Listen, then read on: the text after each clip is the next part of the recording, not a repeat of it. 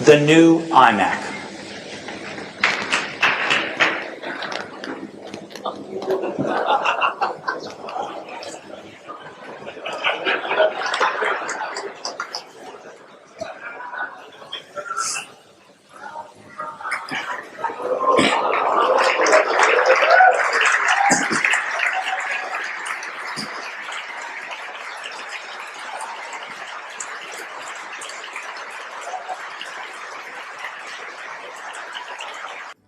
That's right. Today we are going to be refurbishing this second generation iMac G4 that I purchased on eBay, and it was been by far the most disgusting, dirty restoration and cleaning I have ever done on a computer. So let's get into it.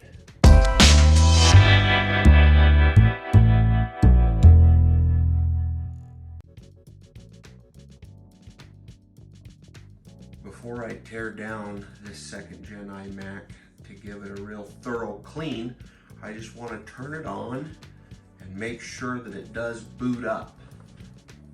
Well, there's the chime. That's a good noise. Screen looks like it's a little crooked. We may have to tighten those screws. Well, we got a globe showing up. Got the question mark. Wonder if it has a bad hard drive. Oh, there we go. That's good.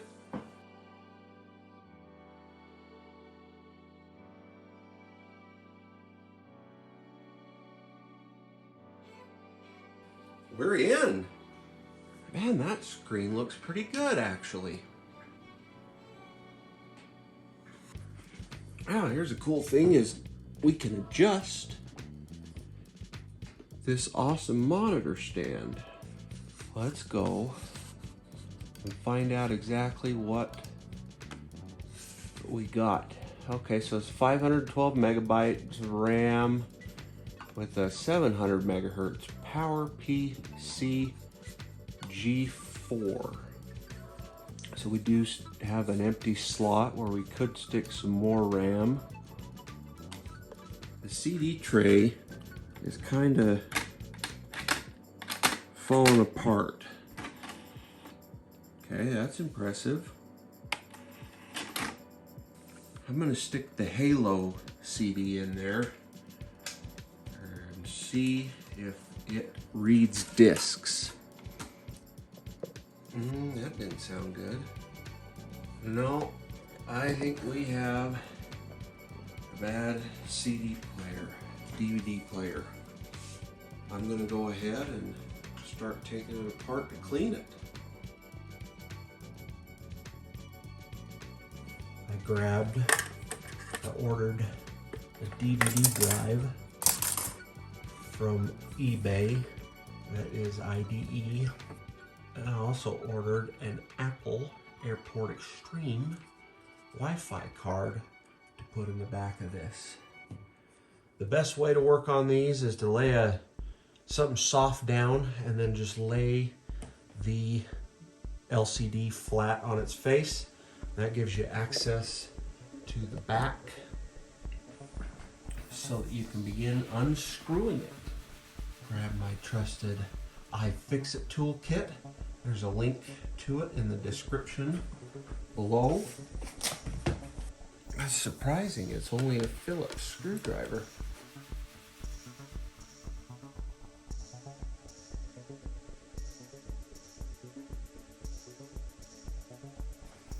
Okay, right off the bat, we see the spot for our airport card, and then a spot for an additional stick of RAM. Well, talk about a very nice bottom cover. Nobody will ever see it, but Apple, they went above and beyond with a nice metal plate underneath the computer.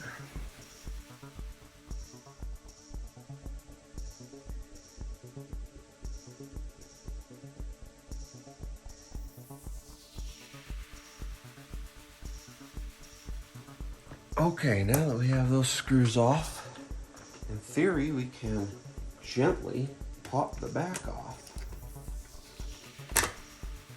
Okay, I see.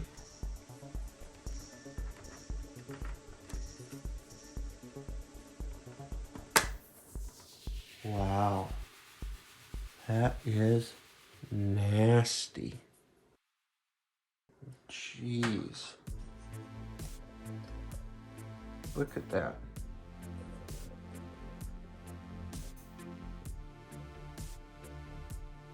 That is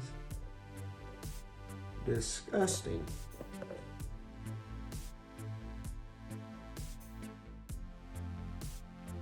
That is horrible.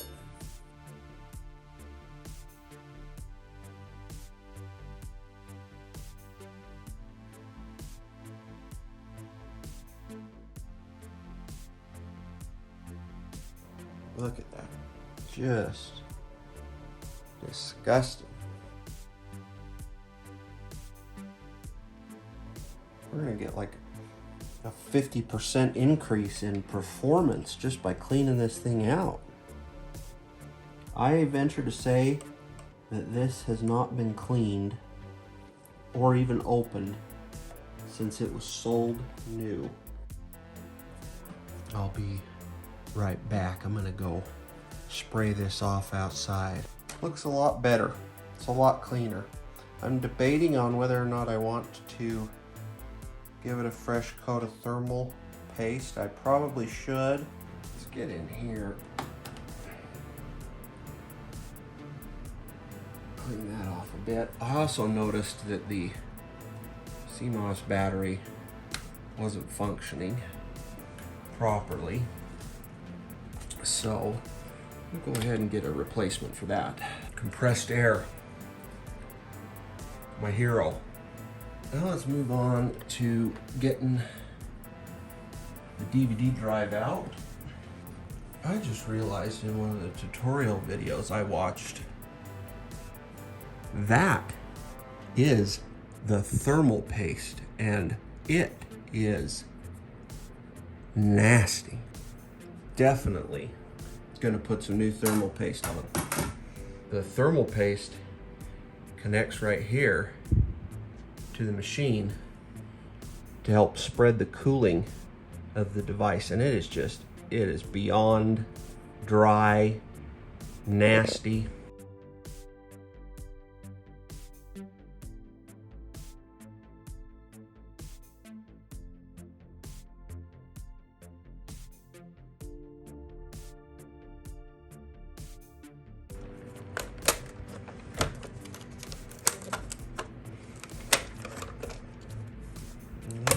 Okay.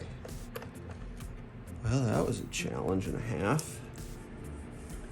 Okay, now that I got the hard drive and see a DVD drive out, we can see the fan in there, which is completely nasty. I'm gonna pull the fan out first, and then I'm gonna address the damaged DVD drive.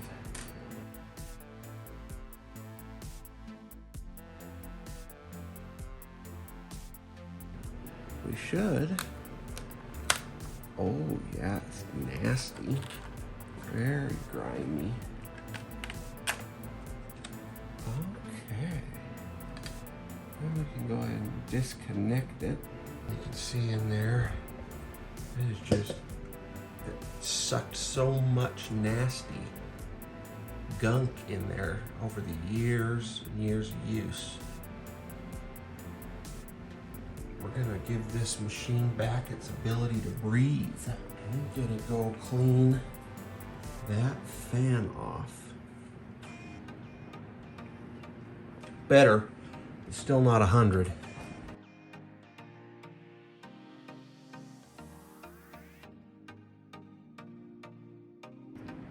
Much cleaner.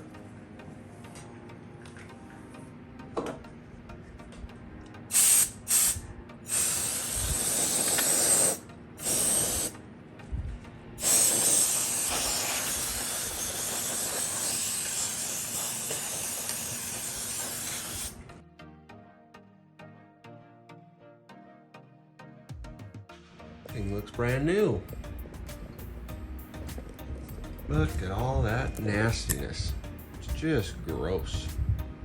Since I ordered the wrong DVD CD drive replacement, I'm just going to show me cleaning up the area around the hard drive and the DVD drive, and then just go right back to installation.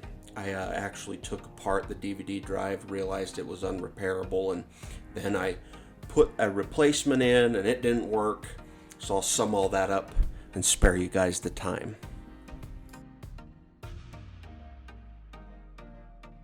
Nice and assembled. Wow. That is beautiful. I never cease to amaze myself. I don't have a stick of RAM for that.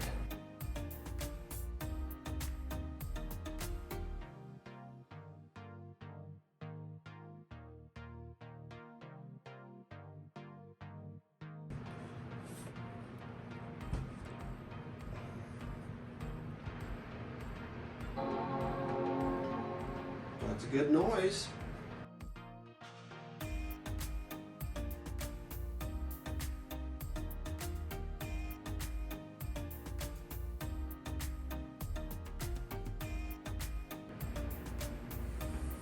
Well, let's take it down and get it all cleaned up. Let's start off with some isopropyl alcohol. Get some nasties off of there.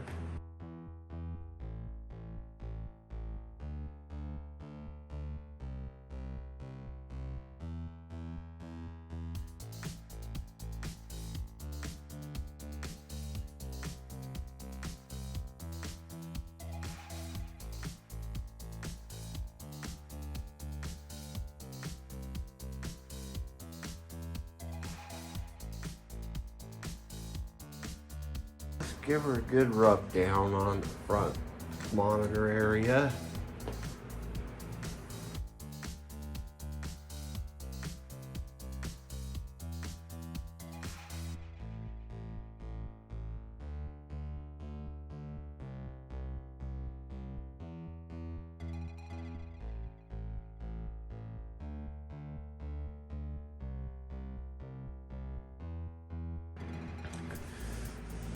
Now that we have it all cleaned up, let's power it on. There's going to be a part 2 for this video. Once it's done, I'll link it above. We still have to fix the flap that drops the DVD tray. We need a new DVD player. I need to get the maximum amount of RAM, and I need to get the correct Wi-Fi card. I was also thinking about swapping the hard drive with an SSD. Comment below if you think that we should put an SSD inside this 2nd gen iMac. If there's enough comments that say I should do it, I'll go get the necessary stuff. But now, let's get it powered on.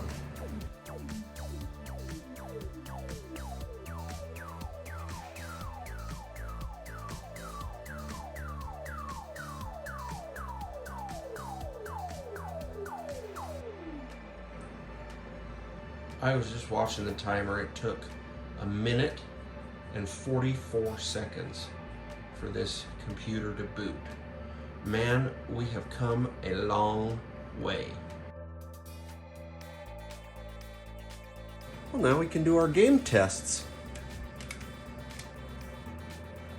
We're going to start off with Halo.